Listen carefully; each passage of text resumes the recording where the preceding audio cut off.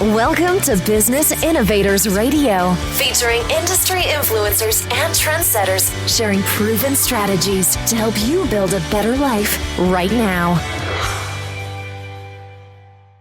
Hello, listeners. Welcome to Business Innovators Radio. This is your host, Constant Taylor.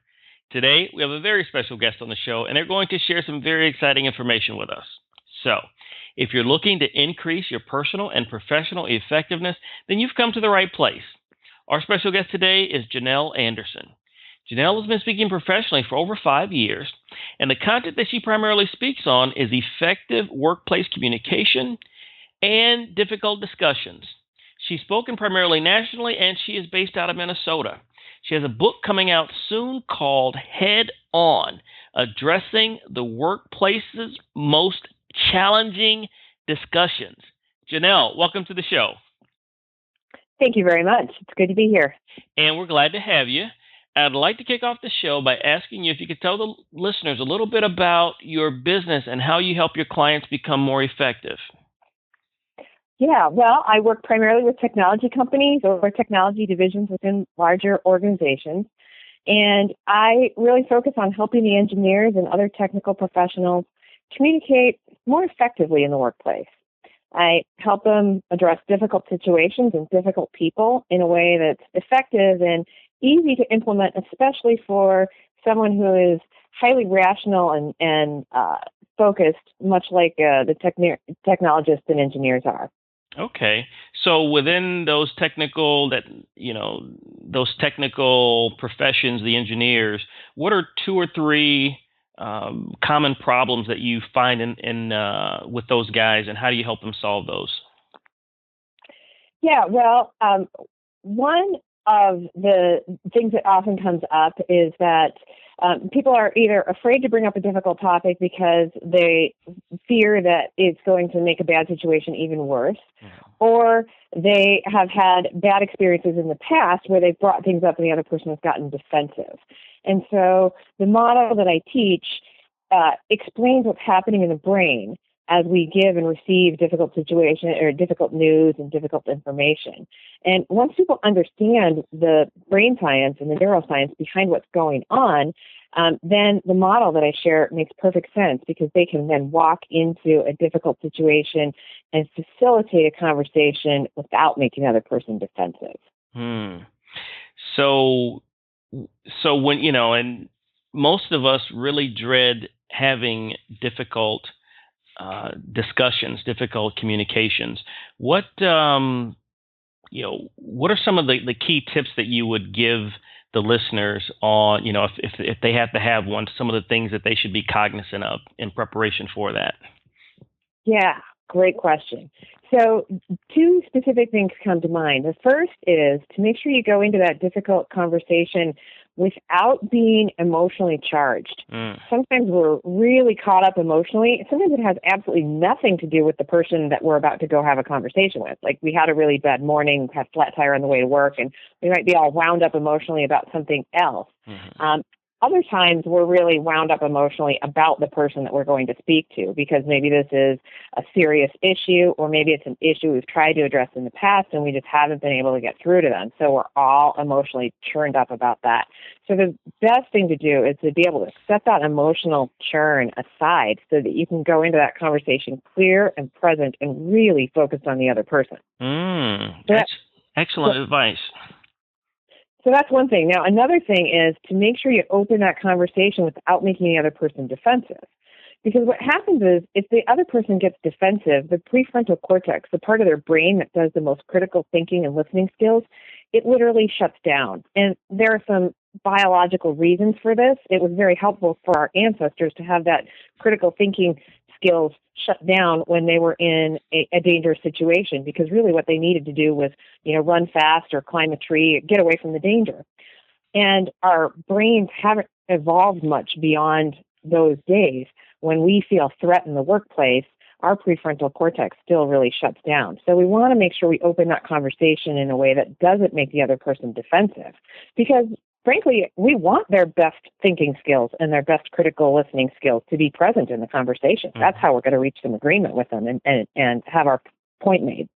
It makes a lot of sense. And as you were explaining that, I was thinking that what if you're on the other end, the receiving end of that, then I thought about saying, hey, boy, it looks like there may be some things that are going on with you that may not be totally, directed at me. Is there something, that you want to talk about? How do you handle that if you're on the receiving end of that? Yeah, if you're on the receiving end of it and you know what's happening in your brain and the other person's brain, the best thing to do is first of all try to manage your own reactions. So a really good way to do that is to just take some deep breaths and try to remain as grounded and present in the conversation as possible.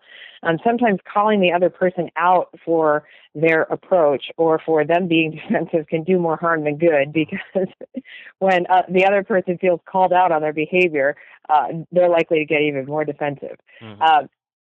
Now, one thing, though, to answer your question more directly is to keep pulling the person back to the issue at hand. So if they seem, either to go off on a tangent or that they're distracted by something else that's got them emotionally worked up, you might ask them, like, is this the best time to have this conversation? Makes a lot. And sometimes they might just take that quick moment of self-reflection and go, you know what, it's actually not. So, speaking of reflection and taking a step back, could you give us a little bit about your background and where you started and how you ended up in the consulting area that you're in now? Oh, absolutely. So, right out of college, I worked for a telecommunications startup company, and I was a trainer. I'd go out in the field and work with our customers to learn the new product. And we were a venture capital funded firm, and the venture capitalists weren't always seeing the return on investment that they wanted. So there's kind of a revolving door at the senior leadership level. And I was a student of communication, and as I watched those senior leaders in our company either succeed or fail, a lot of times it had to do with their ability to communicate to the board or communicate to the employees. And I was really fascinated by leadership communication and management communication. So I went back to school and I did a master's degree and then a PhD in organizational and management communication. Okay. And from there, I taught college. And while I loved teaching at the university level and being a professor, I got some opportunities to work with organizations outside the university, do a little consulting on the side. And what I found was I loved working with adults who could put my recommendations into practice, sometimes in their very next conversation. And I loved the immediacy of that and being able to make a difference right now instead of a difference in a college sophomore's life in terms of organizational and management communication. It might not be for 3 or 4 more years until they graduate. Right. So I found that I just loved working with adults. So what would you say is your secret sauce or your magic that your superpower where you're able to help your clients? Great question. So my superpower is being able to take the academic research, because there's so much good research out there about how to best communicate in the workplace, and translate that into pragmatic, actionable things that people can do at work, literally in their very next conversation. So just being an agent of change by taking that hard research, empirical research, and turning it into something that people can use. Makes a lot of sense. Now, let's talk a little bit about your book that's coming out, Head On. What content does that address at a high level? Yeah, at a high level, it walks through the model that I teach in workshops and then I speak to in my flagship keynote speech, which is really about understanding a couple of things we already talked about: preparing for the conversation by getting yourself into an emotional space where you can be free and clear and present to focus on the other person. And then how do you kick off that conversation? And very specifically, like, what are the word choices that you use to create an opening into that conversation that's not going to make the other person defensive?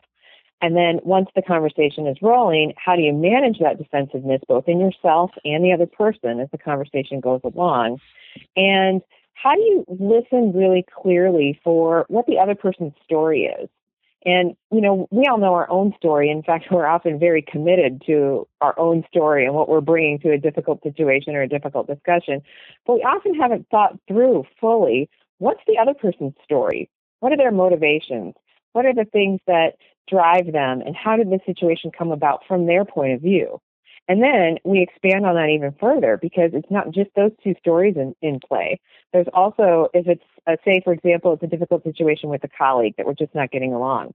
Well, that spills out into our whole department, because our other colleagues are privy to this and they're observing it. And so there's a phenomenon called emotional contagion, where if I'm having a conflict with a coworker, it doesn't just impact me and that person. It impacts everybody in the vicinity. It might even impact our clients if we're taking that conflict and having it adversely affect our emotional state when we talk to our clients or even other stakeholder groups within our organization. So we peel back the layers of how a difficult situation or a difficult conversation impacts lots and lots of different people by examining all those stories. And then finally, we focus on getting to agreement, because that's really what it's about when we've got a difficult situation. We want to reach agreement. Fascinating. And I know, I love chess, so, and I learned the game so that I could think 3, 4, 5 moves ahead. And I know with some of these difficult situations, a lot of times it seems like it would make sense to maybe even do some trees where you say, okay, if this happens, then I'm going to respond, this way. Is there anything like that goes on in the process? Oh, absolutely, and especially around defensiveness. So if you recognize either yourself getting defensive, the best thing to do is actually acknowledge that and say, oh, wow, I'm feeling some defensiveness here, and I don't want to come from that place. So give me a minute to kind of regroup. And sometimes that might even be taking a break in the conversation till the very next day, or, a few days later. So if your own defensiveness, then, there's a variety of different potential interventions that you can do. And then if you sense the other person getting defensive, there are also, some specific things that you can do that aren't going to necessarily call them out on it and make them feel more defensive. But you could say, hey, can we take a short break? I need to go refill my coffee cup, or use the restroom or something like that, just to get to a break and some space into the conversation so that the other person can start to self-manage their own defensiveness. So what are one or two popular misconceptions about the service that you offer, and how do you dispel those myths? Great question. So one of the things that I get all the time is, engineers are just bad at communicating, and engineers and technical people just don't have good interpersonal skills. They're terrible at it. And that's absolutely not true. Oftentimes, their focus has been on learning and getting deep subject matter expertise in a specific technology. So they just haven't, whether it's in undergrad or wherever, they just haven't been exposed to a lot of the theories and techniques that are out there. So with some specific techniques and good interpersonal tools in their toolbox, they can be very effective at communicating their ideas and their sentiments to others in their companies. So that's one. And then another misconception that is rampant is that, that there's a quick fix when an organization is really not communicating very well. And if there's been longstanding distrust or lack of respect or, something underlying that's leading the team or the organization to not have effective communication, it's going to take a while to rebuild that. It doesn't happen overnight. And so people need to understand that they're going to have to roll up their sleeves and do some work. Makes sense. What are some of the biggest challenges that you face with prospects engaging with you for the first time and doing business with you? Yeah. So oftentimes they're actually so busy trying to fix the problems that ineffective communication is created that they don't take time to do the preemptive move to address the source of the problem. So they're so busy trying to get product out the door, or they're so busy trying to get trying to get innovation to happen, that they're not addressing the interpersonal communication that can actually underlie and support those things happening. And then another reason is that sometimes they don't see the value that strong interpersonal skills play in the business cycle. And, because, they are hiring really smart technical people. And I think of that hired genius, the really bright technologists that they brought into their company. Mm-hmm. And they think that genius is going to naturally carry the day, and that they're going to easily come up with great products and get them to the market quickly, be first to market.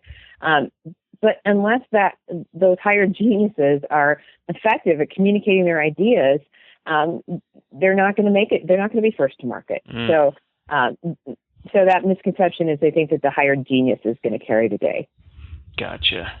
Now, with the last minute that we have, could you convey to the listeners one idea, thought, or concept so that if they don't get anything else out of our very fruitful discussion, this is the message that I want to leave them with?